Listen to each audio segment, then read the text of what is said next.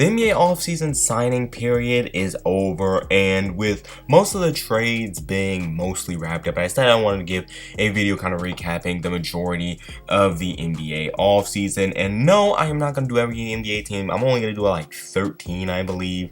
So teams like the Clippers, teams like the Sixers, teams like the Cavs, who made some solid moves I'm not really going to talk about because they haven't made a lot of moves. Honorable mention to the Rockets. I think they had a great offseason, but most of their offseason, in fact, most of all their offseason was their draft. I think they had a great draft, all but like maybe like Daniel Theus, but they had a good offseason. It's just like most of their offseason was their draft, so I wasn't really going to talk about it. The first thing we have is the Washington Wizards. For the Washington Wizards, I'm going to give them a B. For them to move Russell Westbrook and get some solid pieces in return is good enough for them to get at least like a B- or a B.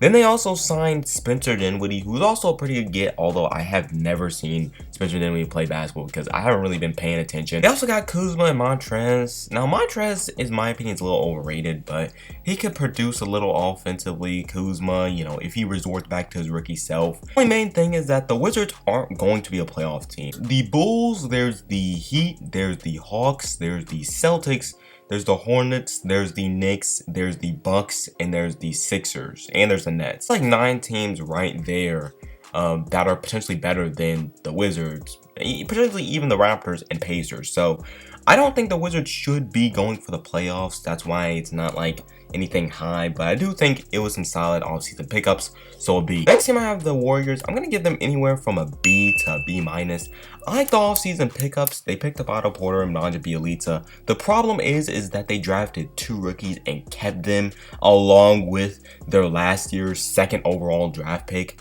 Now, not trading James Wiseman last year was fine, I guess, because Klay Thompson was injured, but with Curry being 34 and Klay Thompson coming off of a 2-year injury and Draymond Green slowly declining, I think that they definitely want to take the safer route and try to get a star. Now, I'm not saying the Warriors can't contend because I 100% think they could definitely win the championship. Like this team, also they signed Iguodala, who's not really that far removed from his 2019, 2018 self, but this team could definitely contend. This team's great. It's just, this is a very risky move, especially with how old the roster is. And if these players don't pan out, or if Jonathan Kuminga doesn't really play good, which I don't really think Jonathan Kuminga is going to be a great prospect coming off the gate. He's going to be good, but I don't know about great. I don't know. I think this is a very risky play for the Warriors. But if it works out, they have a young future in the next few years. So again, I'll give them somewhere around a B to B-. For the Blazers, I'm going to give them F. The Blazers have not really been doing anything good this year. They signed Cody Zeller, Ben McLemore, and I believe Tony Snell, who are all solid rotational pieces, but nothing to really move the needle. They need to contend. Damian Lillard's about to be, I think, 30. And this Blazers team with Lillard and McCollum has not worked out the past like 7-8 years. You know, I know they can potentially get a new coach, but like McCollum and Lillard just don't play well together. So I think that they should definitely trade one of those guys. But the fact that they didn't really change up the roster that much, the fact that they were playing better when McCollum and Nurkic were injured last year makes me very skeptical. So I am unfortunately going to have to give them an F. For the Thunder, I'm going to give them a solid B-. The Thunder made some subtle moves. I'm not going to talk about them too much because they haven't made a lot of moves. Jeremiah Robinson, he's been a pretty good prospect, but they also traded, I think, like Miles point guard on the Knicks. He's pretty good. They also ended up picking up Derek Favors and a 1st-round pick for a 2nd-round pick, which was a steal. However, they ended up trading Al Horford and Moses Brown for Kemba Walker, which in hindsight wasn't really that great of a trade since they traded the 16th overall pick and also waived Kemba Walker, a guy who I think could have helped them win games. Thunder don't want to win games, but I still think that, you know, they should have tried to get at least something for Kemba Walker. I don't know. I still don't think they've had a bad offseason. In fact, I'm actually going to give them a C+. They've had a bad offseason. Not anything insane. Next team we got is the Pelicans. I'm going to give the Pelicans around a B. Now, I know that the Pelicans lost Lonzo Ball. However, them picking up Jonas Valanciunas, them picking up, after also dumping Steven Adams and Eric Bledsoe, as well as they did trade down in the draft, but they also got Trey Murphy, who's as good, if not better, than Zahari Williams. Also, they signed Devontae Graham, who's a great combo guard. yeah, I think that deserves at least a B minus. You could also say a B minus, doesn't really matter, but I think the Pelicans have actually had a pretty good offseason. But the only thing that really limits them again is them really not getting that much for Lonzo outside of Satoransky and Garrett Temple. The next team is the Lakers. Now, I want to preface this, I am going in reverse alphabetical order. That's the whole point of this order. But for the Lakers, I'm giving them an A minus. Now, I know a lot of people are going to give them an A, but I'm not really going to give them an A. I like Dwight Howard. I like Carmelo Anthony. All the rotational pieces that they picked up are great. The problem with it is that Russell Westbrook and LeBron just don't play well together. And you could surround them with as much talent as possible. If your two-star players don't play well together, that's really going to be a big iffy. Now, it is LeBron James, so maybe Russell Westbrook will, of course, change his play style so that he can actually play alongside LeBron and AD. But it is still very questionable whether the two stars can play next to each other. And you could surround as much talent around your big three. If your big three just can't play or can't gel correctly together, is going to cause, a little bit of iffy and a little bit of question marks in the NBA. However, again, I think the Lakers are still gonna be, one of the favorites to come out the West. I still think they're a great team. It's kind of iffy on LeBron and AD or LeBron and the Westbrook fit. So yeah, but I still give them an A minus. The Knicks, I'm gonna give them a B plus. The Knicks had a very good offseason.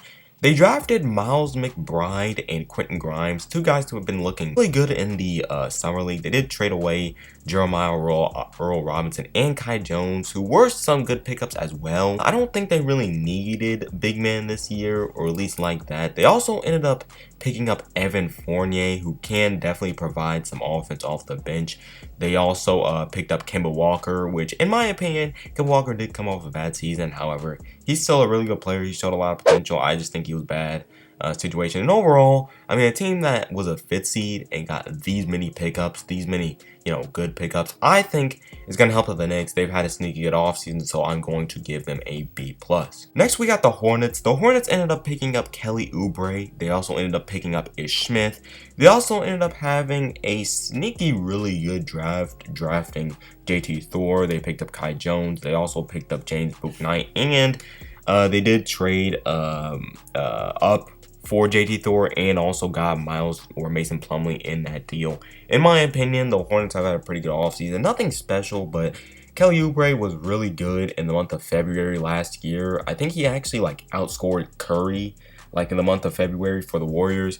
He showed definitely he could be a good offensive player. He was kind of a little iffy throughout the season, but yeah. And then Ish Smith, he was pretty good in the playoffs. Bouknight, he's looked like a good offensive guard. And really, the main thing is that Kai Jones and JT Thor just fit perfectly with their team. They're both athletic bigs. And with a guy like LaMelo Ball who plays high-paced offense, especially the Hornets in general, they play high-paced offense. Kai Jones and JT Thor just fit perfectly. Plus, they can space out the floor. They can play the pick and roll. They can do everything. Also, they're versatile on defense. I like the draft picks at the bigs, so I'm going to give the Hornets a B, maybe even a B+.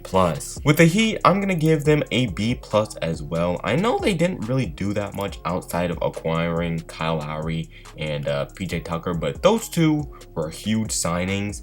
They also picked up Markieff Morris, who was another solid signing. Honestly, the Heat are a very underrated team. I think Kyle Lowry, I would have liked the Kyle Lowry to go to the Lakers because I feel like he fits a lot better with LeBron than Westbrook does, but he's just a very, versatile point guard. He could, play the 2 or he could play the 1. And even though, again, the Heat haven't done that many acquisitions, the acquisitions they done were really good, so they are getting a B+. The Grizzlies are the team that's up next. They have done a lot of moves this offseason. I think they've probably done the most trades out of any team, or at least notable trades. They traded Eric Bledsoe in exchange for Pat Bev, Rondo, and Otoro, and they got Eric Bledsoe in the first place from trading Valanciunas along with their pick to trade up. Now, in my opinion, the Grizzlies haven't really done that great. I like Rondo's pickup.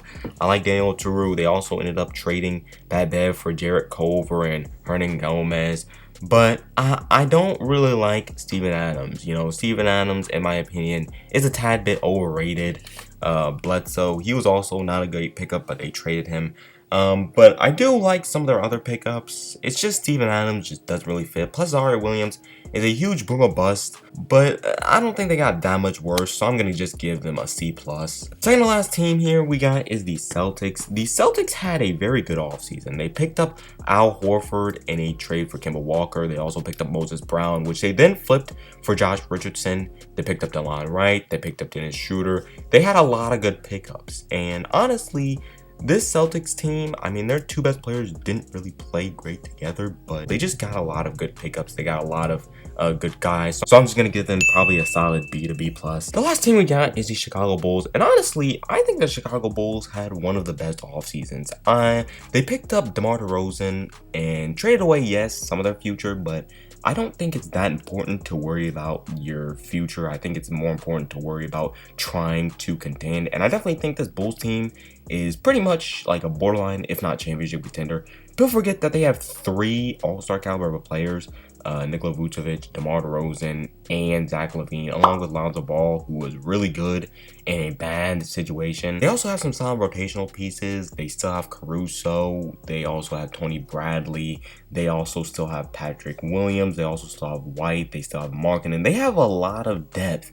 So honestly, this Bulls team could definitely be a championship contender. I know how people are saying this trade was bad, but you look back and a lot of people said the Bucks trade for Jrue Holiday was bad because they weren't the favorites. Just because you're not the favorites doesn't mean, trying to contend isn't good. So in my opinion, I think the Bulls had tied for the best offseason. So I'm going to give something like a B+ or an A-. That being said, that is in this video. Don't forget to like, don't forget to sub, and then yeah, I'm out.